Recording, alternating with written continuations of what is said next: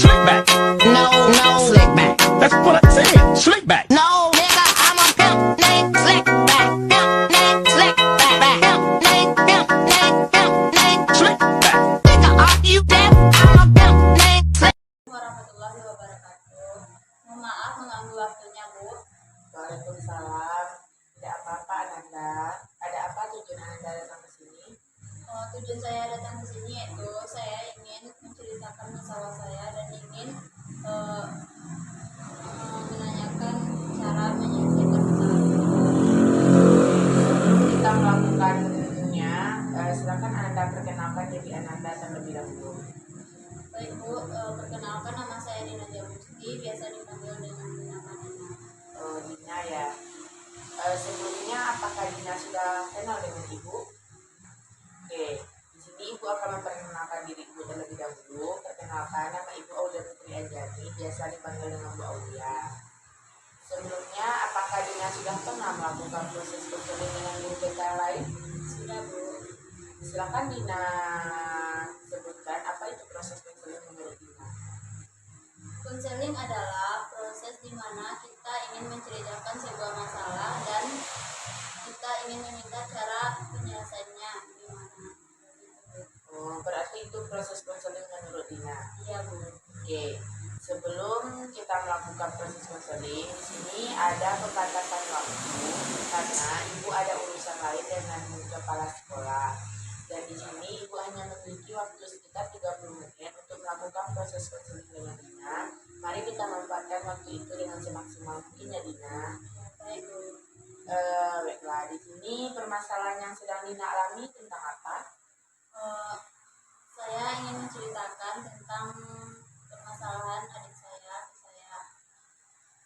Terus? Jadi akhir-akhir ini adik saya membantah perkataan apa yang saya katakan kepadanya dan saya nasihati dia juga tidak mau, Bu. Terus bisa Dina ceritakan lebih lanjut tentang apa itu permasalahan yang Dina alami? Silakan ceritakan lebih lanjut Dina. Begini, Bu, adik saya sekarang sudah pandai ngelawan kepada saya, Bu. Saya tidak tahu apa penyebabnya, mungkin karena pengaruh lingkungan dan teman-temannya, Bu. Kalau boleh tahu bagaimana bentuk perlawanan adik Dina itu? Jadi gini, Bu, setiap kali berbicara dia tidak pernah mendengarkan saya, dan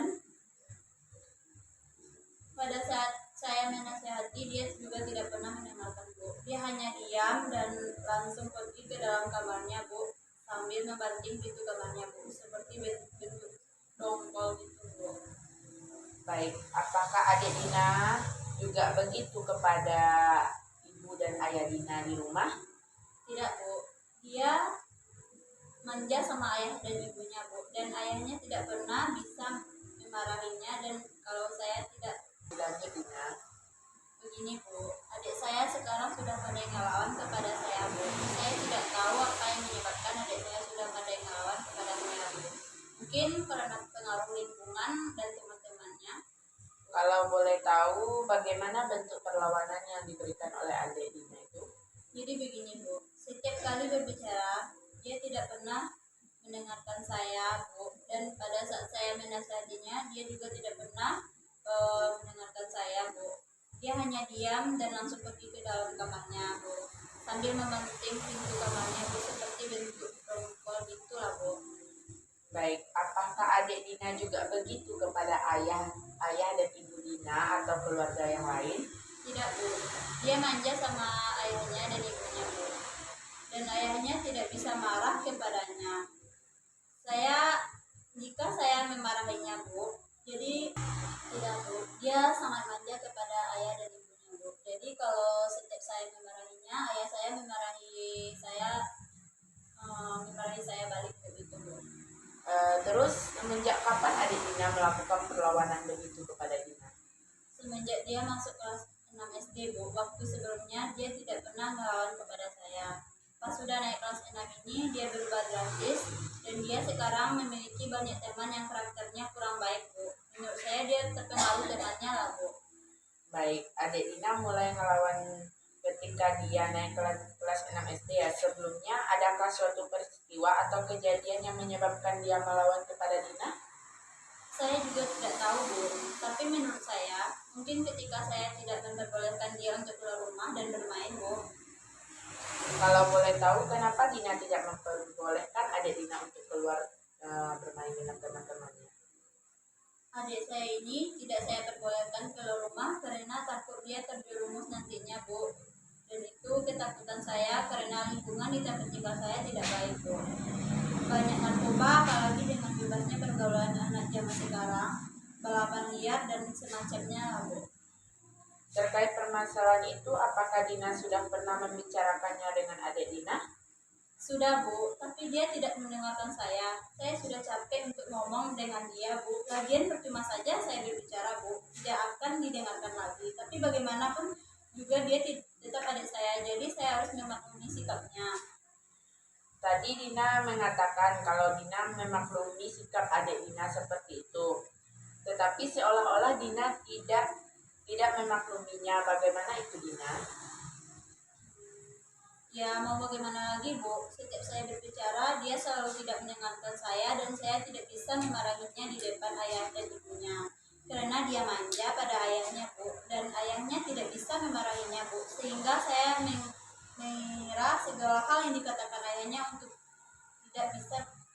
tidak memarahinya, Bu. Dina seharusnya bisa mengatakan kalau kita harus menegur adiknya agar tidak melawan lagi. Saya mau untuk ngomong itu, Bu, tapi saya tidak tahu caranya, bagaimana caranya, Bu. Dina bisa mengatakan kepada orang tua Dina seperti ini, bahwa Dina sudah memutuskan untuk bicara dengan adik Dina dan menegurnya agar dia mendengarkan apa yang Dina katakan padanya, kan? Itu untuk kebaikan dia juga agar tidak terjerumus ke hal negatif. Nah, Dina bisa mengatakan itu dan bisa kan Dina mengulangi apa yang ibu contohkan tadi. Baik, saya akan mengatakan kepada orang tua saya bahwa saya sudah memutuskan untuk bicara dengan adik dan menegurnya agar dia mendengarkan apa yang terdapat padanya. Dan itu untuk kebaikan dia juga, agar dia tidak terjerumus ke hal yang negatif. Baik, tadi Dina juga tadi Dina mengatakan kalau Dina sudah pernah membicarakan permasalahan Dina dengan adik Dina. Kalau boleh tahu, bagaimana cara Dina membicarakan hal tersebut kepada adik Dina? Saya menunggu dia sejak dia pulang main dengan teman-temannya dan mengatakan kalau saya sudah capek dengan sikap dia yang tidak mau diajarkan, bandel, tidak mendengarkan apa yang saya bilang, dan saya bilang sama dia, sekarang terserah kamu aja mau ngapain, dan setelah itu dia langsung pergi ke kamarnya tanpa menjawab perkataan saya, Bu. Dina, ibu punya satu cara mungkin bisa ibu gunakan untuk bicara dengan adik Dina nanti. Dulu keponakan ibu juga pernah berada di posisi yang sama dengan Dina, dan dia menerapkan cara ini, Dina, dan alhamdulillah sekarang dia sudah mulai berubah, Dina. Bagaimana caranya itu, Bu? Kalau ibu boleh tahu siapa nama adik Dina? Adik, Bu, tapi panggilan di rumahnya Adek. Baik Dina, bisa memanggil adik Dina. Adek, Dek, bisa duduk di sini sebentar, kakak mau ngomong. Sebenarnya kakak tidak melarang kamu untuk keluar rumah, Dek, tetapi kakak takut kamu terjerumus ke pergaulan bebas, apalagi di lingkungan rumah kita banyak orang-orang yang narkoba, perburuan liar dan semacamnya. Jadi kakak minta kamu untuk hati-hati dalam berteman, dan kalau kamu ingin pergi main dengan teman kamu bilang dulu ke ibu, ayah atau sama kakak ya. Seperti itu Dina, bisa kan Dina mengulangi yang ibu contohkan tadi? Saya akan memanggil adik saya, Bu, dan bisa duduk di sini sebentar, kakak mau ngomong. Sebenarnya kakak tidak melarang kamu untuk keluar rumah, Dek, tapi kakak takut kamu terjerumus ke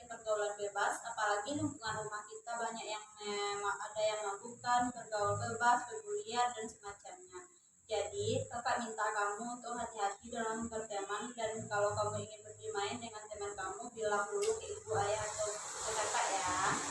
Nah, setelah contoh yang Ibu berikan tadi, kira-kira cara mana yang mungkin Dina yang lebih baik digunakan untuk berbicara dengan adik Dina? Cara yang kedua, Bu.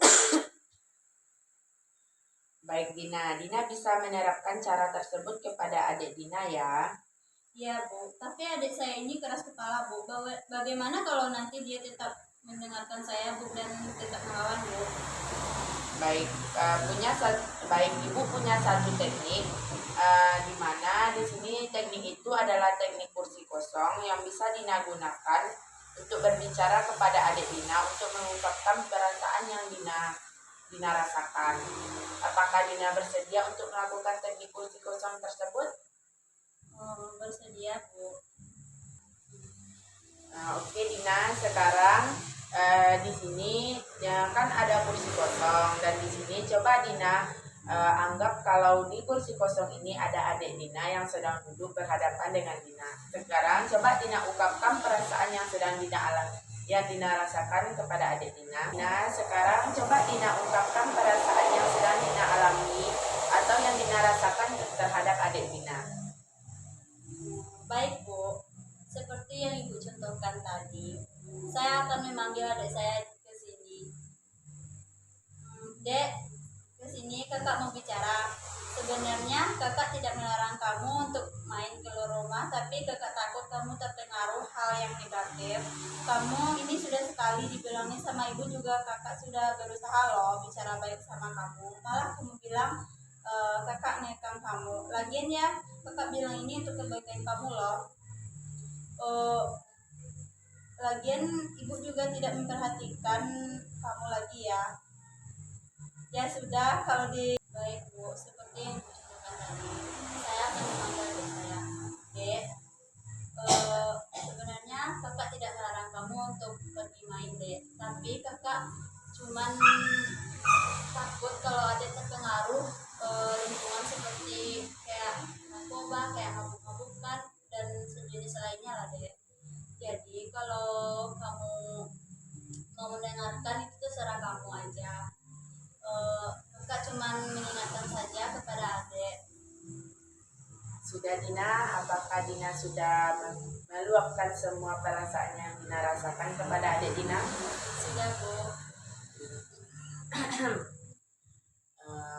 Baik, Dina tadi memilih cara yang kedua untuk berbicara dengan adik Dina ya. Iya, Bu. Oke, sekarang Dina bisa menggunakan cara tersebut untuk berbicara dengan adik Dina.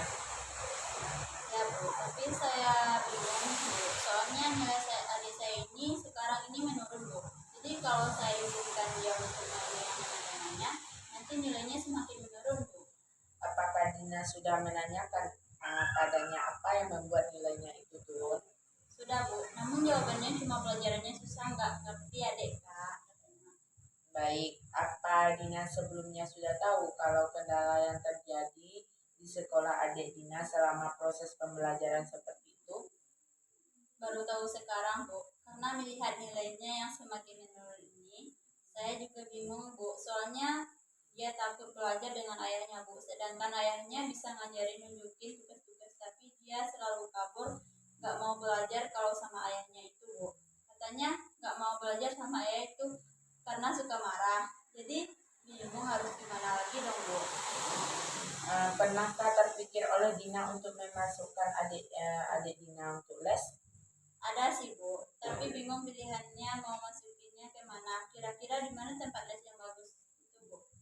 Semua tempat les itu bagus. Dengan banyak tempat-tempat les sekarang bikin siswa nyaman belajar di sana karena fasilitas yang lengkap juga. Tapi saya ada beberapa rekomendasi untuk adik Dina seperti Agnes Osperation yang menawarkan pendidikan online dengan harga terjangkau, dengan kurikulum fleksibel, metode pembelajaran yang membantu siswa dalam menjawab soal dengan cepat, kreatif, dan akurat.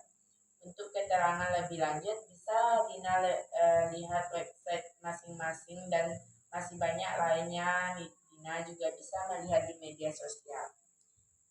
Baik, Bu. Terima kasih ya, Bu, atas informasi dan sarannya, Bu.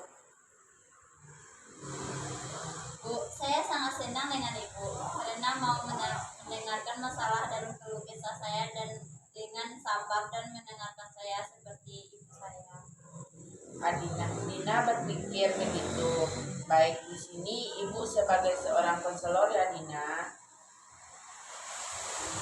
Dan ibu tidak seperti orang tua Dina.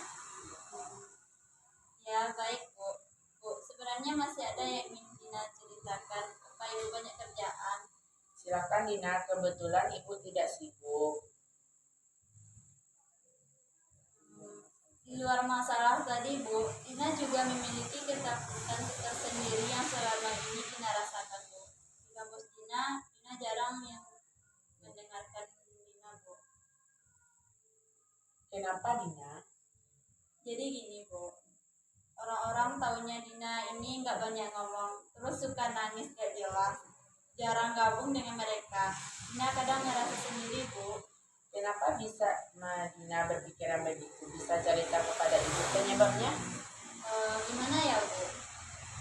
Dina ini merasa kalau ngumpul dengan teman orang pada ketawa-ketawa, Dina sendiri nggak bisa mengeluarkan respon atau reaksi yang seperti apa ya Bu. Nggak sedikit yang bilang kalau Dina ini sombong gitulah Bu.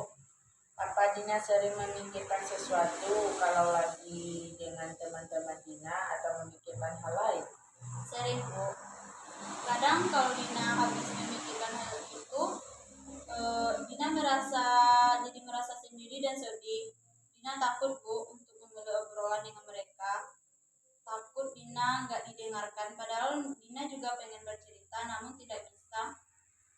Dina tahu dengan kondisi Dina yang seperti sekarang ini? Dina tahu Bu. Dina merasa bahwa diri Dina ini memang butuh waktu untuk menyesuaikan dengan lingkungan Bu.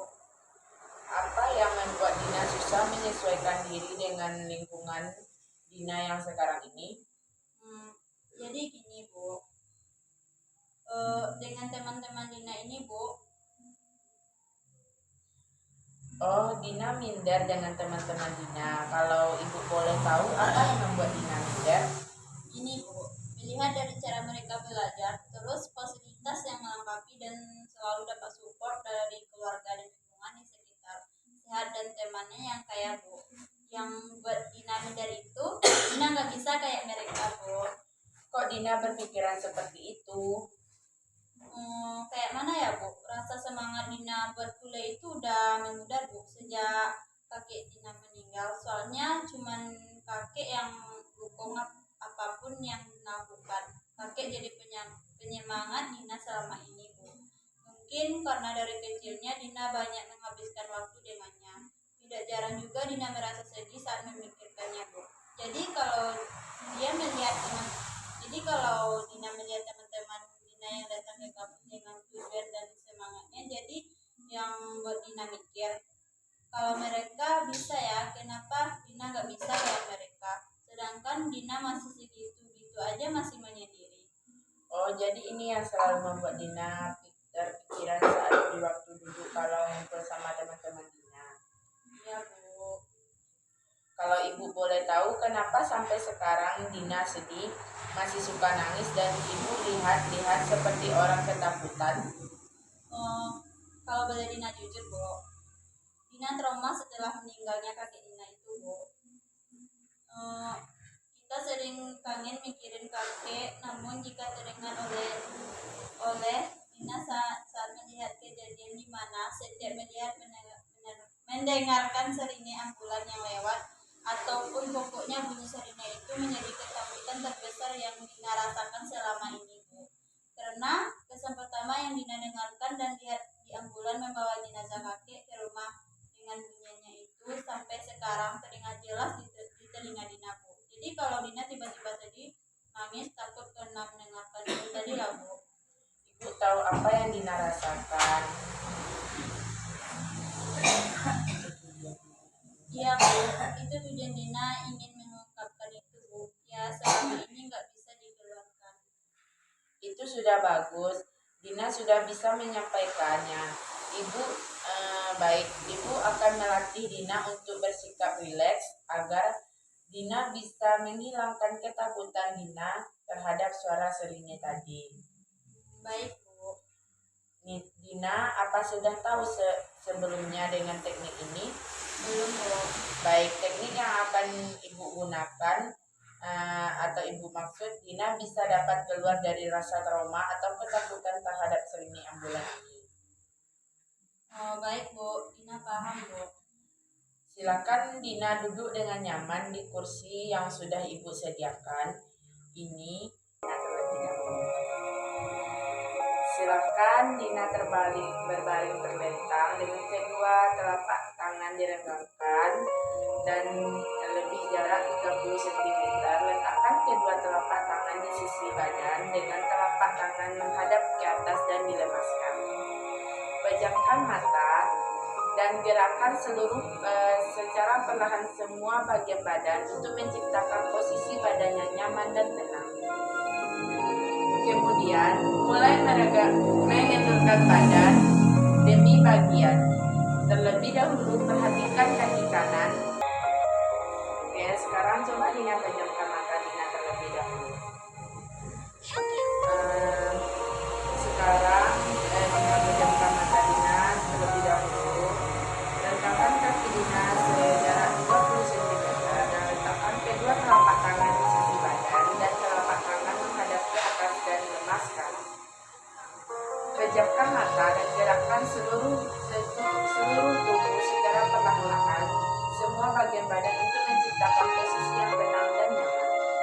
Kemudian mulai mengendurkan badan bagian demi bagian. Terlebih dahulu perhatikan kaki kanan. Tarik nafas secara perlahan-lahan. Angkat kaki kanan setinggi 25 cm dari lantai. Tahan, terus tahan. Pertahankan sampai benar-benar menjadi tegak.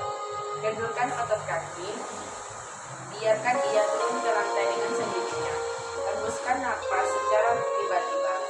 Gerakan kaki secara lemah lembut dari kanan ke kiri. Kendurkan sepenuh-penuhnya. Lupakan keadaan kaki kanan. Lalu perhatikan kaki kiri. Tarik nafas secara perlahan-lahan. Angkat kaki setinggi 25 cm dari lantai. Tahan, terus pertahankan sampai benar-benar menjadi tegak. Kendurkan otot-otot kaki. Biarkan ia turun ke lantai dengan sendirinya. Hembuskan nafas dengan tiba-tiba. Gerakan kaki secara lemah lembut dari kanan ke kiri. Kendurkan sepenuhnya. Lupakan keadaan kaki kiri. Kemudian arahkan perhatian pada otot pinggul, pantat, dan dubur. Tegangkan, kendurkan, tegangkan, kendurkan. Sekali lagi tegangkan, kendurkan. Selanjutnya perhatikan bagian perut. Tarik nafas dalam-dalam melalui hidung dan kembungkan perut. Tahan nafas dan hembuskan udara melalui mulut serentak dengan mengendurkan semua otot-otot perut dan sekarang rongga badan. Pindah bagian dada. Tarik nafas dalam-dalam melalui hidung dan kembungkan dada. Tahan dan hembuskan ke udara dan keluarkan dari mulut sambil mengendurkan semua otot-otot dada dan rongga dada. Pindah bagian bahu. Dengan tidak menggerakkan lengan, menggerakkan kedua bahu sampai bagian depan dan dari badan kendurkan. Kembali dan biarkan ia turun dengan sendirinya ke lantai. Selanjutnya perhatikan daerah bagian leher dan dengan perlahan-lahan dan lembut putar leher ke kanan dan ke kiri. Ke kanan, ke kiri, dan kembali ke tengah seperti biasa. Kemudian kendurkan otot leher. Lalu perhatikan otot bagian muka. Gerakan rahang ke atas, ke bawah, ke kiri, ke kanan, lalu kendurkan. Ketupkan kedua bibir dalam bentuk mencibir.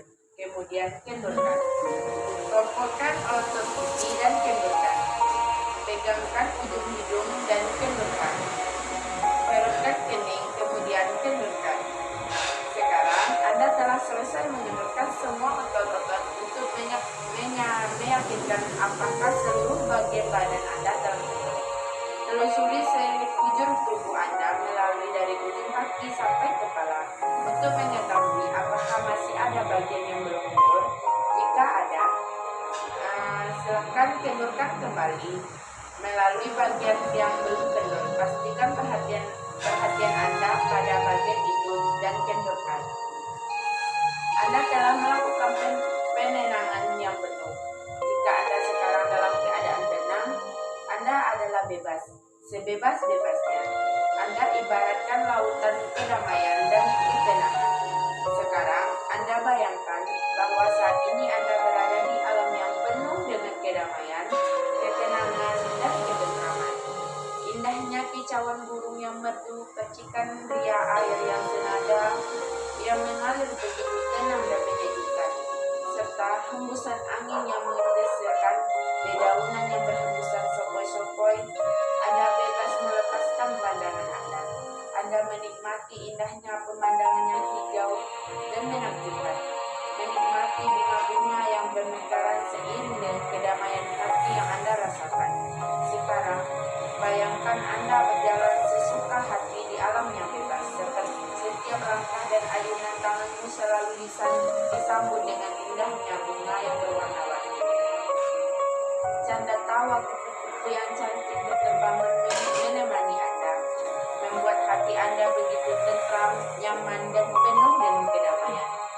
Bayangkan Anda bagaikan seekor burung. Anda terbang jauh begitu dengan keinginan hati Anda. Anda bahagia, bersenandung bersama alam, menyanyikan nada-nada indah yang Anda sukai. Tiada sesuatu apapun yang menghalangi Anda. Anda terbang, dan Anda hinggap pada sebuah dahan yang memberikan kenyamanan terhadap diri Anda. Dan Anda buka mata Dina secara perlahan-lahan. Silakan Dina ambil posisi yang ternyaman seperti tadi. Sekarang, apa yang Dina rasakan setelah Dina melakukan teknik relaksasi tadi? Dina merasa tenang, nyaman, dan tidak banyak pikiran. Oke, terus apa kesimpulan dari proses konseling yang kita lakukan tadi terhadap permasalahan yang sedang Dina hadapi? Dan stres yang sedang Dina alami. Saya merasa benar-benar merasakan kenyamanan dengan relaksasi ini.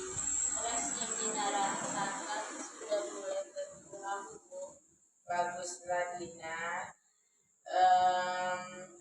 Dina telah memperoleh banyak kemajuan, tetapi relaksasi seperti keterampilan lainnya memerlukan banyak latihan, jadi Dina harus banyak berlatih. Baik, Bu. Nanti Dina kabari ketika Dina bisa berlatih lagi dengan Ibu. Untuk konseling hari ini Dina sudah mulai merasa tenang. Kecemasan dan stres yang Dina rasakan sudah mulai berkurang. Dina hanya perlu berlatih lagi dalam teknik relaksasi ini agar bisa menghilangkan kecemasan dan stres tersebut. Iya, Bu. Baiklah Dina, konseling hari ini kita cukupkan sampai di sini ya.